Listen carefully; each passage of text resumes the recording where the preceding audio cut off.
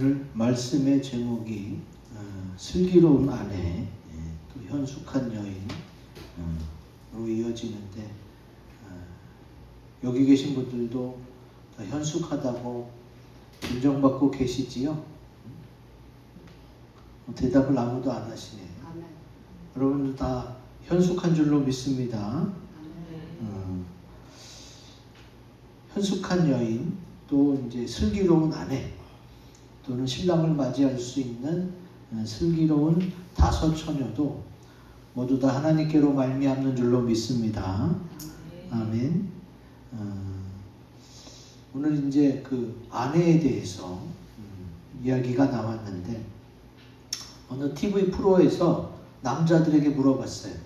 어린 남자애들부터 7, 80 먹은 할아버지들에게까지 다 물어봤어요.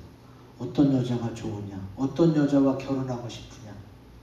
그랬더니 의외로 답이 딱 하나였어요. 뭐였을까요? 현숙한 여인?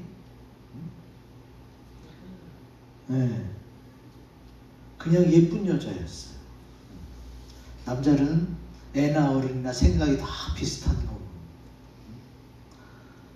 근데 성경은 무엇을 이야기합니까?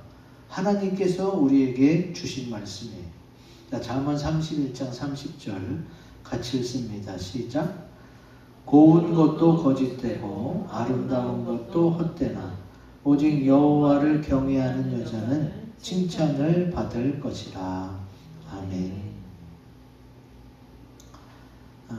남자들은 애나 어른이나 다 이렇게 이쁜 것을 많이 추구하고, 그런데 하나님은 성경에 미리 써놓으셨어요. 사람을 외모로 취하지 않습니다. 하나님은 그 사람 마음의 중심을 보세요. 하나님이 그렇게 하신 것은 너희 믿는 자들도 그렇게 하라는 거예요. 사실 저도 결혼해서 살다 보니까 뭐 외모도 또 그 기타 여러 가지 조건도 그 사람이 나랑 맞는지, 내 성격과 잘 맞는지, 그거보다 더 중요하지는 않더라고요. 하나님께서는 너는 어떤 것을 좋아하고 또 너는 어떤 스타일의 사람을 원하는지, 각자의 개성과 취향은 존중합니다. 그러나 정작 많은 사람들이 따지는 것, 그게 별거 없다는 거지. 외모를 따지는 경우도 있고, 또 이제 막 결혼에 있어서 남녀의 속궁합을 따지는 경우도 있어요. 근데 어떤 프로그램에서 조사 결과가 나왔어요. 속궁합이 잘 맞는 부부와 성격은 안 맞아. 근데 성격은 잘 맞고 속궁합은 잘 안 맞아. 어느 부부가 더 오래 가느냐 했을 때에 결국 성격이 더 잘 맞는 부부가 오래 간다는 그런 통계가 나왔습니다. 그러니까 그런 통계를 보더라도 결국 뭐예요? 사람의 외모나 또 부부간의 속궁합, 그게 더 중요하지 않다는 거지. 왜? 평상시 결혼 생활을 영위해야 되는 거예요.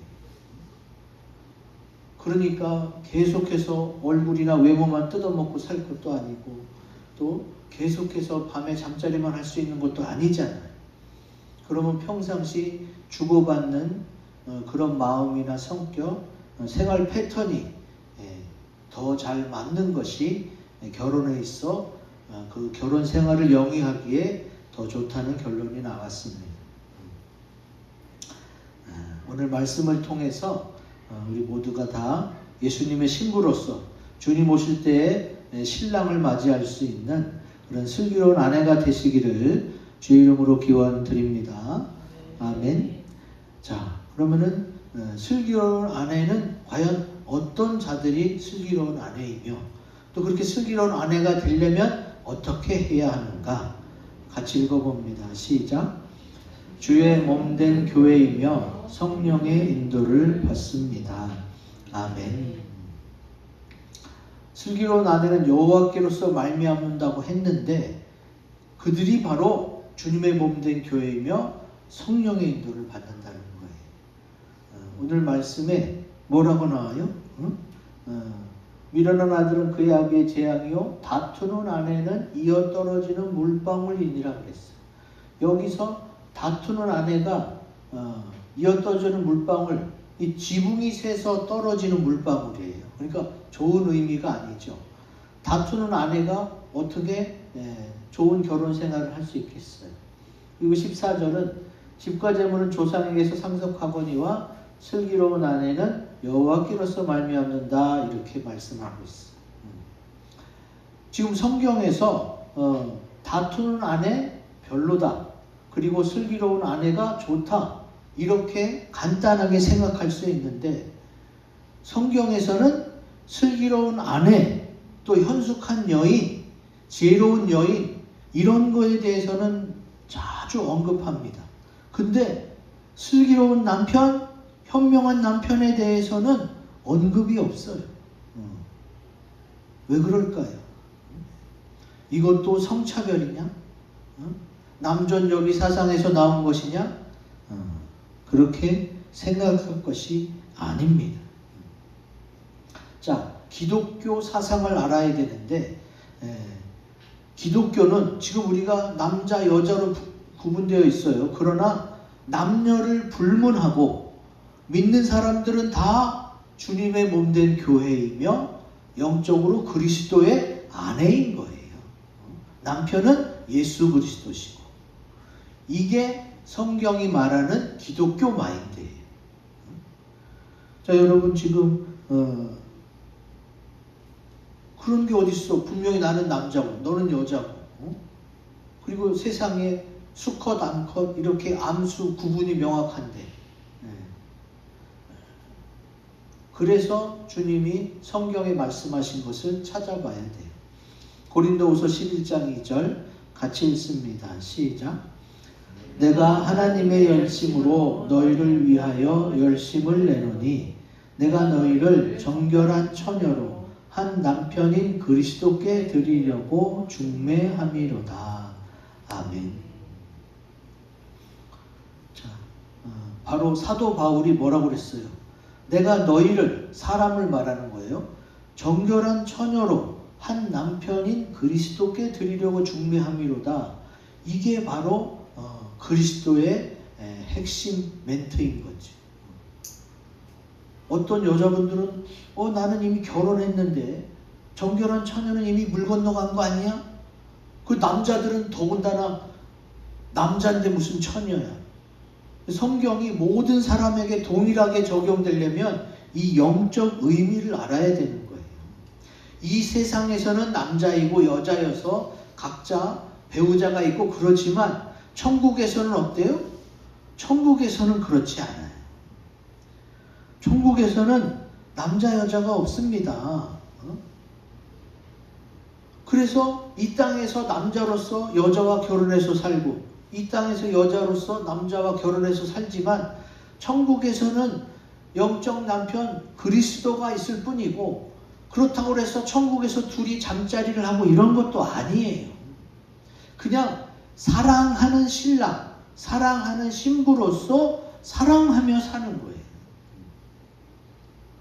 여러분, 사랑 그럴 때 남녀 간의 사랑, 에로스만 있는 게 아니잖아요.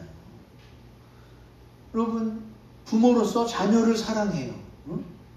또 내가 자녀로서 또 우리 부모님을 사랑해. 그리고 내 형제 자매 친척 성도들을 사랑해. 분명히 사랑이에요. 근데 남녀 간의 사랑은 아니잖아요. 그래서 헬라어에서는 사랑을 4가지 종류로 이렇게 구분해서 설명하고 있습니다. 그게 더 정확하다고 보여줘요. 사랑은 한 단어이지만 한 가지 감정만은 아니다. 우리가 하나님을 사랑하는 것, 남자와 여자와 연애하는 것 똑같지 않잖아요. 근데 성경에서 인정하는 건 뭐예요? 남녀 간의 그 사랑이 가장 불같고 뜨겁기 때문에 하나님도 어떻게 해요? 신랑과 신부로서의 최고의 사랑을 하기를 원하시는 거예요. 우리가 아는 줄리엣과 또 누구지? 로미오구나. 로미오와 줄리엣이 어떻게 해요? 죽음을 불사할 정도로 사랑하잖아요. 물론 부모가 자녀를 사랑하는 그 사랑도 아가페 사랑에 비유해서 설명합니다. 그렇지만 신랑 예수, 신부인 교회, 그리고 온 세상이 다 주께서 암수를 지어서 짝을 맞춰주신 것, 이 다 하나님의 뜻이 그 창조 섭리 안에도 들어있는 거예요. 마지막엔 어떻게? 그렇게 서로 사랑하며 그리워하는 짝으로 하나 돼서 그렇게 영원히 살 수 있도록 그렇게 하나님이 창조하시고 준비하신 거지. 그런 개념에서 믿는 자들은 다 어떻게? 영적 남편 그리스도의 아내가 되는 겁니다. 이것이 교회에서 성경에서 말하는 거예요. 간혹 어떤 분들은 교회가 성경이 먼저 남녀 불평등을 조장한다, 남존여비 사상이다 막 이렇게 주장하는데 아닙니다. 하나님께서 아담을 먼저 지으시고 어떻게 했어요? 아담을 깊이 잠들게 하시고 이 갈비뼈를 뺐잖아요. 갈비뼈를 옆에서 뺐어요.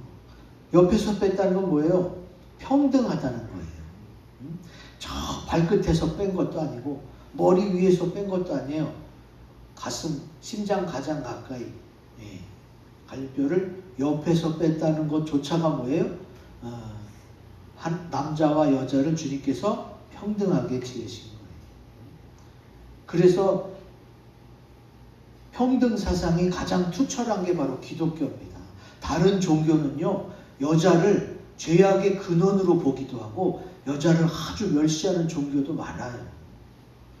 근데 하나님은 남자와 여자를 동일하게 지으셨어요. 근데 하와가 먼저 선악을 알게 하는 과실을 먹고 남편에게도 줘서 그때부터 이제 여자가 남자를 섬기게 된 거지, 하나님이 창조 때부터 남자는 위, 여자는 밑에 이렇게 지으신 게 아니에요.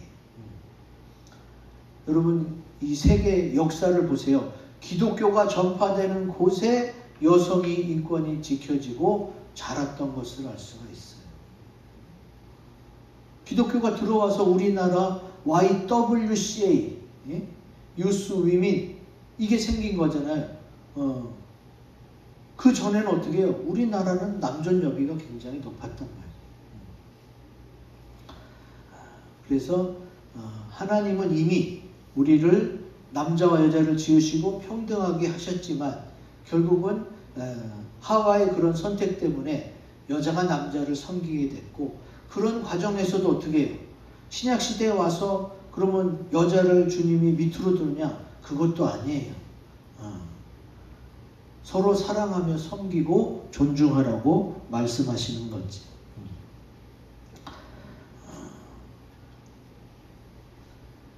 사도행전 2장 18절 같이 읽습니다. 시작. 그때 내가 내 영을 내 남종과 여종들에게 부어주리니 그들이 예언할 것이요. 아멘. 자, 하나님께서 내 영, 하나님의 영을 어떻게 해요? 내 남종과 여종들에게 부어준다고 그랬어요.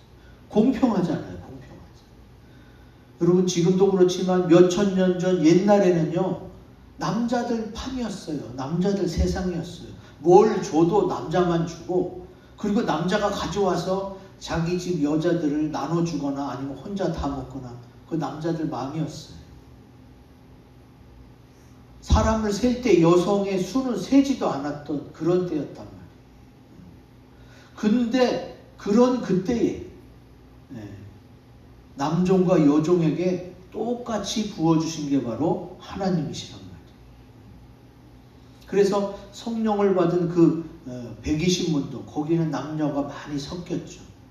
제가 언젠가 설교 때 여자가 훨씬 많았을 것이라고 설교한 적도 있어요. 그때도 그랬고 지금도 그렇습니다. 교회에는 여성 성도의 수가 훨씬 많습니다. 주님이 공평하게 대했기 때문에 그럴 수 있었던 거예요. 만약 그렇지 않았으면 어떻게 해요? 안 되지. 주님은 처음 창조하실 때부터 남성과 여성을 공평하게 동등하게 지으셨고 또 지금도 그렇게 대하세요.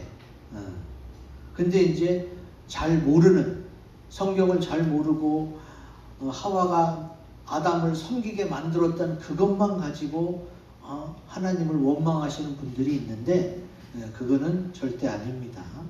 기독교 세계사, 기독교 역사를 보시면 되고 우리나라에 들어온 기독교만 보셔도 그래요. 이렇게 기독교 국가가 들어와서 또 기독교 문화가 전파된 곳에 여성의 인권이 지켜지고 자랐기 때문에 그렇습니다. 그때 오순절 마가의 다락방에서 성령이 남종과 여종들에게 임하면서 어떻게 됐어요? 가정이 살아나죠.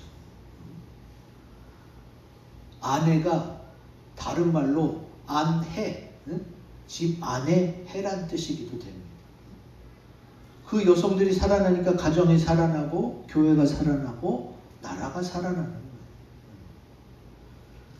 저는 여성인권주의자도 아니에요. 저는 그냥 말씀의 사람이에요. 성경을 가르치는 사람이에요.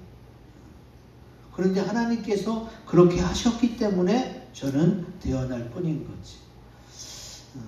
이런 걸 알았으니까 어떻게 해요? 남녀랑 상관없이 우리 주님의 슬기로운 아내가 다 되시기를 주의 이름으로 기원 드립니다. 네. 아멘. 두 번째, 슬기로운 아내는 어떻게 되며 어떤 자들인가? 같이 읽습니다. 시작. 어린 양 대신 예수님을 따라가는 자들입니다. 아멘. 이 말씀은 요한계시록에 나오죠. 같이 읽어봅니다. 시작. 이 사람들은 여자와 더불어 더럽히지 아니하고 순결한 자라. 어린 양이 어디로 인도하든지 따라가는 자며 사랑 가운데서 속량함을 받아 처음 익은 열매로 하나님과 어린 양에게 속한 자들이니. 아멘.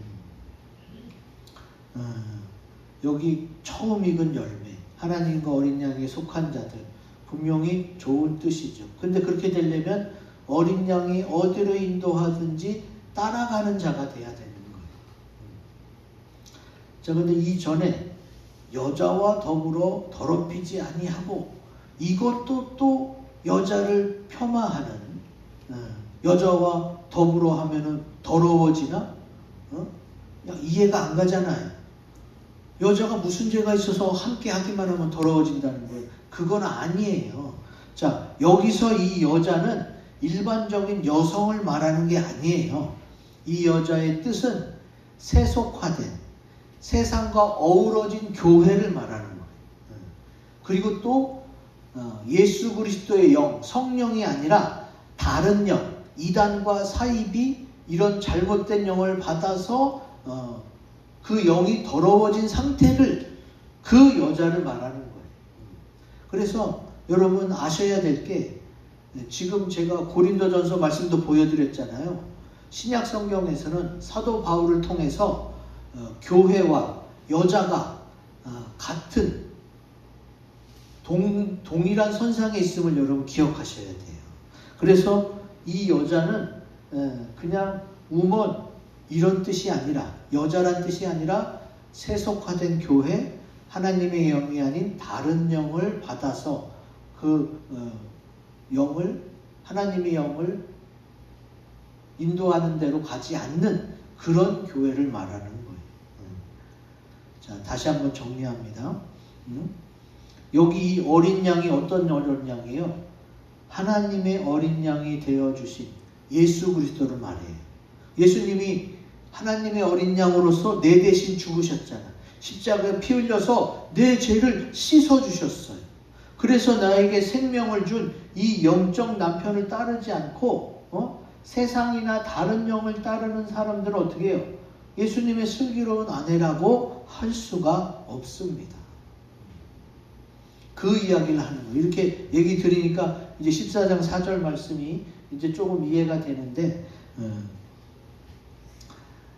이렇게 따라간 자가 좀 전에 보여드린 동영상의 바로 룻 같은 여자예요. 여러분 생각해 보세요. 룻이 시어머니 나오미를 어떻게 따라갔느냐? 붓 쫓았다고 설명하고 있습니다.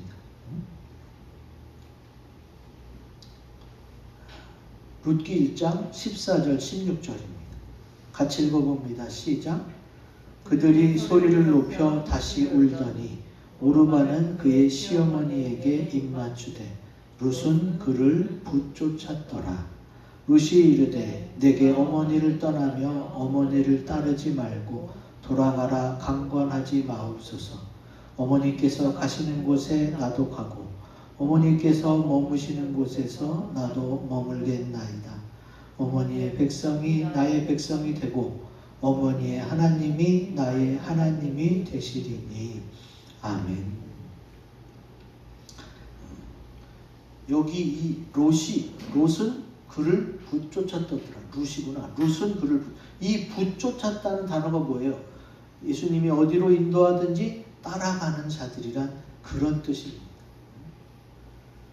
자, 나오미가 남편과 함께 모압 땅으로 갔어요. 이민을 간 거죠. 근데 거기서 남편도 죽고 두 아들도 죽었어요. 그래서 나오미가 며느리 오르바와 룻 둘이 남았는데 오르바는 입맞추고 어떻게 해요? 모압 지방으로 갔어요. 근데 룻은 어떻게 해요? 룻은 끝까지 그 시어머니를 따라갑니다. 만약에 이 나오미가 그냥 모압 지방에 산다고 한다면 그러면은 이제 피 한 방울 안 섞였고 남편도 죽었지만 그 시어머니랑 같이 살 수도 있어요. 어쩌면.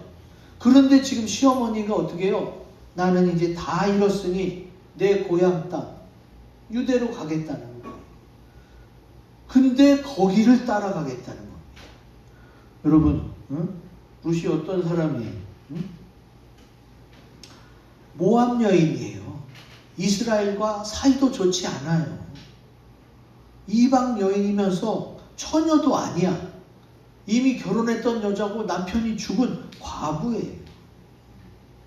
근데 그 과부인 여자가 피 한 방울 안 섞인 시어머니 나오미를 따라서 나오미의 고향까지 가겠다는 거예요.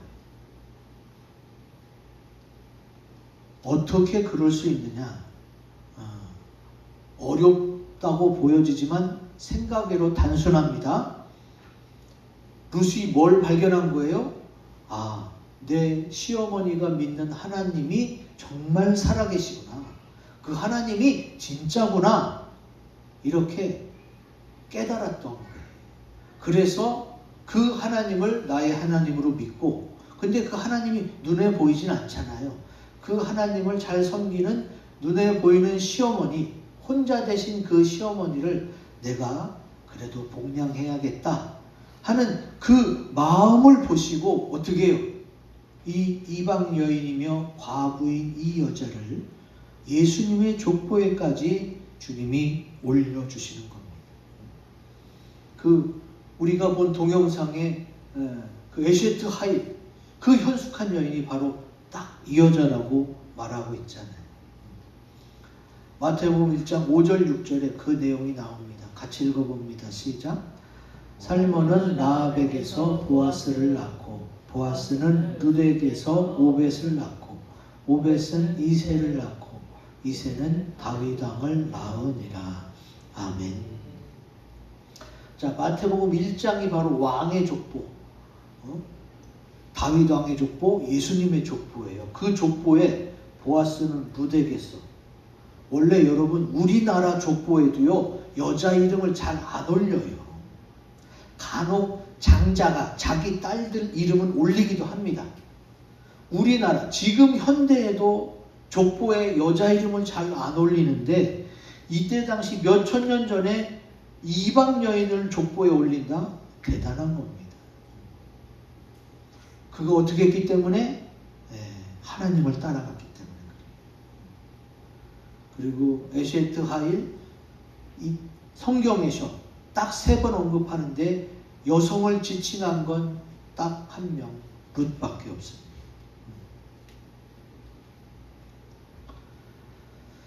그가 따라갔던 게 바로 뭐예요? 예수님이 길이요 진리요 생명이기 때문에 따라갈 수 있었던 건 줄로 믿습니다. 네. 우리도 길이요 진리요 생명 대신 주님을 따라가시기 바랍니다. 네. 아멘. 자, 마지막 슬기로운 아내는 어떤 자들이며 어떻게 될 수 있는가? 같이 읽습니다. 시작. 미리 준비하며 면류관을 빼앗기지 않는 자들입니다. 아멘. 자, 슬기롭다 할 때에 우리는 슬기로운 다섯 처녀를 빼놓을 수가 없습니다. 슬기로운 다섯 처녀, 이 마태복음 25장에 보면은 10처녀가 나와요. 10처녀 중에 5은 슬기롭고 5은 미련하다는 얘기가 나오는데, 자, 4절 9절만 같이 읽습니다. 시작. 슬기 있는 자들은 그릇에 기름을 담아 등과 함께 가져갔더니 슬기 있는 자들이 대답하여 이르되 우리와 너희가 쓰기에 다 부족할까 하노니 차라리 파는 자들에게 가서 너희 쓸 것을 사라 하니. 아멘. 자, 10처녀 얘기가 나오는데 5은 슬기롭고 5은 미련하다. 무엇으로 슬기롭고 미련한 기준을 삼았느냐? 두 가지입니다. 기름을 준비했느냐, 그 기름을 잘 지켰느냐, 요 두 가지만 가지고 슬기롭다, 미련하다 이렇게 나눈 거예요. 여러분, 지금 10처녀가 신랑을 맞이하려고 준비하고 기다리고 있어요. 근데 자, 슬기 있는 자들 어떻게 했어요? 그릇에 기름을 담아 등과 함께 가져갔어요. 슬기 있는 자들이 이렇게 그릇을 따로 준비해서 기름을 넉넉히 준비할 때에 미련한 5처녀가 몰랐을까요? 알았을까요? 응? 슬기로운 5처녀가 몰래 비밀리에 준비했을까요? 응? 10처녀가 다 동일한 신랑을 기다리고 있어요. 이건 비밀리에 준비할 수 있는 게 아니에요. 5처녀가 기름을 혹시나 모르니까, 왜? 신랑을 반드시 맞이해야 되니까. 혹시나 모르니까 늦게 올지도 모르니까 기름을 넉넉히 준비할 때에 이 나머지 5처녀도 그냥 따라하기만 해도 됐어. 그래? 저 사람들 더 준비하네? 나도 그냥 하는 김에 좀 더 할까? 이런 마음으로 따라하기만 했어도 어떻게 해요?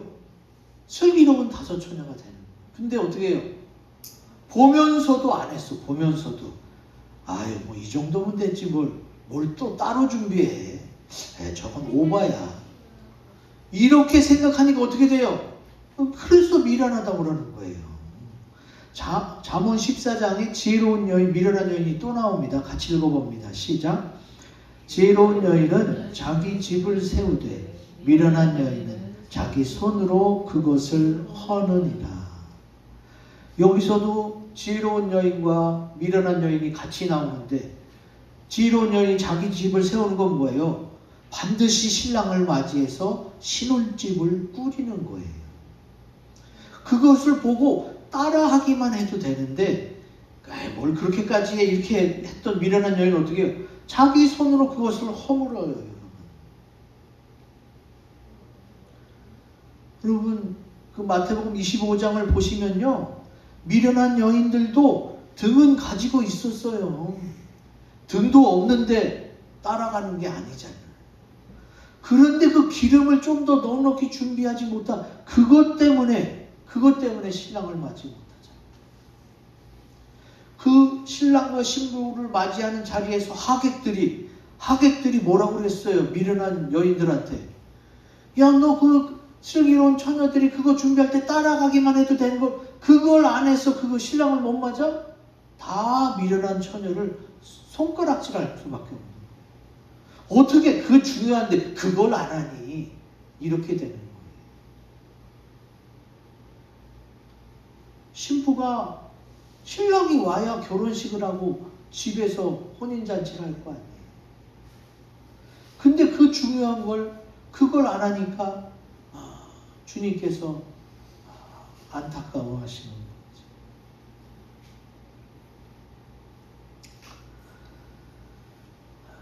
그리고 그 기름이 어떻게 해요? 이제 미련한 여인들은 막 기름이 다 하니까 꺼져가잖아요. 그러니까 또 그 슬기로운 처녀들한테 기름을 나눠달라고 요청을 해요. 근데 이게 바로 마지막 관문이에요. 오매불만 기다리던 신랑을 맞이하기 위한 마지막 관문은 뭐예요?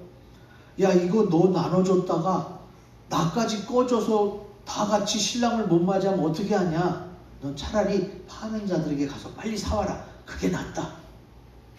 그래서 어떻게 슬기로운 다섯 처녀가 그 기름을 지키고 이 미련한 다섯 처녀는 빨리 사러 갔어요. 근데 그 사이에 신랑이 온 거지. 여러분, 어떤 사람은 기독교는 사랑인데 이걸 어떻게 안 나눠주냐? 나눠줘서 같이 신랑을 맞이하면 좋았지 않냐? 여러분, 그게 아닙니다. 여기서 나눠주면 다 못 맞는 거예요. 준비한 사람은 신랑을 맞이해야죠. 준비했으니까. 근데 준비 못한 그 사람 때문에 어떻게 해요? 준비한 사람까지 피해를 볼 수는 없잖아요. 성경에 분명히 써 있어요. 요한계시록 3장 11절 같이 읽습니다. 시작. 내가 속히 오리니 내가 가진 것을 굳게 잡아 아무도 내 면류관을 빼앗지 못하게 하라. 아멘. 지금 신부의 면류관은 뭐예요? 오매불만 기다리던 신랑을 맞이해서 혼인잔치하는 거예요. 근데 주님이 속히 온다고 말씀했잖아요. 그래서 그걸 기다리고 준비했는데 그것 때문에 모든 걸 다 쏟아부었는데 이제 마지막 때 어떻게 해요? 누가 막 나눠달라고 그래. 자, 여러분, 이 기름은 불이고 사랑이에요. 신랑의 사랑, 내 신랑의 사랑을 어떤 여자랑 나눠? 이건 안 되는 거지. 여러분, 사랑에 빠지면 올리유예요. 그 사람만 보이고 그 사람만 사랑하는 거예요. 어떻게 내 신랑을 딴 여자랑 나눌 수 있어? 그건 안 되는 거예요. 그래서 기름을 나눠줄 수 없었던 겁니다. 그리고 이 요한복음 3장, 이게 빌라델비아 교회에게 주신 말씀이거든요. 요한복음 2장 3장에는 소아시아 7교회가 나옵니다. 그 중에 최고로 칭찬받고 자란 교회가 빌라델비아 교회인데 그 빌라델비아 교회에게 주님이 어떻게 해요? 내가 가진 것을 굳게 잡아 아무도 내 면류관을 빼앗지 못하게 하라. 최고의 믿음을 가진 최고의 신부에게, 슬기로운 아내에게 주님이 말씀을 주신 거예요. 다른 건 다 놓쳐도 신랑과의 사랑, 이거는 놓치면 안 된다. 이거는 빼앗기면 안 된다. 이거는 네가 굳게 잡아서 지켜야 된다는 거지.